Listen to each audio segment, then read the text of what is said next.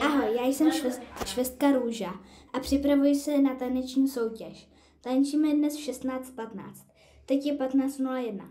Mám trému, ale určitě to dám. Můj milovaný pokoj mi vždy pomůže se vyrovnat se smutkem nebo trémou.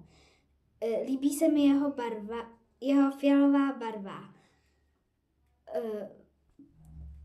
Je veselá, ale taky mi zvedá náladu, když se můžu potkat s banánem Emilem, borůvkou Olgou, Hello Kitty anebo s ovocným Méďou. Ale teď už asi budu muset vyrazit na vystoupení, protože je už 16:00. Čas letí, když se bavím. Máme přece do toho velký kus. Můžu? Tu hlavu počítat. Tak. Jsem borůvka Olga a sedím v pokoji. Tenhle pokoj, ve kterém sedím, je můj. Moje oblíbená barva je modrá a proto je pokoj modrý. Zrovna jdu malovat s mým velkým modrým štětcem lesní krajinu. Potom jsem si chtěla jít zaházet s mojí kamarádkou a k tomu, aby jsem si mohla házet, tak si chci vzít svůj velký modrobílý míč. V pokoji se cítím dobře. Tady bude hlava jak brečí, že jo? Já jsem Hello Kitty. Toto je můj pokoj. Jsem ráda ve svém pokoji, protože je to útulno a teplo. Miluji hudbu.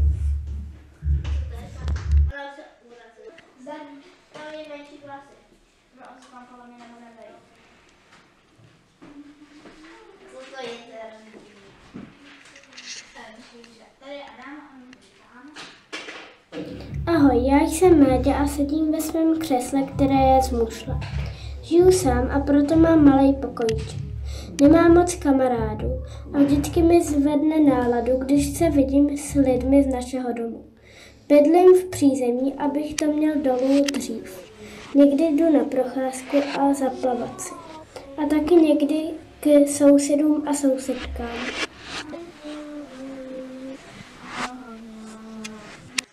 Ahoj, já jsem banán Emil. Toto je můj pokoj. Mám rád žlutou barvu a proto je můj pokoj žlutý. Cítím se tu dobře, protože je tu pohodlná. Zrovna sedím na křesle a koukám na mou zaprášenou poličku. Za chvíli si půjdu lehnout do postele pod můj stan na polšce a z mušle. Budu se koukat na tapetu skytek na zdi.